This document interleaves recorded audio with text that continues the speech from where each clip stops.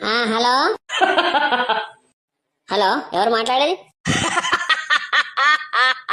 ఎవడరా నువ్వు నాకు ఫోన్ చేసినావుతో పిచ్చోనివా? అగ్గో, మళ్ళీ అవుతాడు. ఏం పిచ్చిగాని పెట్టి నాదా? నీ భర్తని, అదే నీ మొగుణ్ణి కిడ్నాప్ చేసిన. ఎక్కడున్నాడు వాడు? 10 గంటలకి ఇంట్లో ఉండాలని చెప్పిన. అరే నేను కిడ్నాపర్ని మాట్లాడుతున్నామ్మా. కిడ్నాప్ చేసిన మీ మొగుణ్ణి. టైంకి రమ్మంటే రాకుండా నీతో ఫోన్ చేపిస్తున్నాడు. నీ మొగుణ్ణి వదిలేయాలంటే నాకు ₹1,00,000 కావాలా. ముందు ఫోన్ వానికి, నువ్వు ఫోన్ వానికి.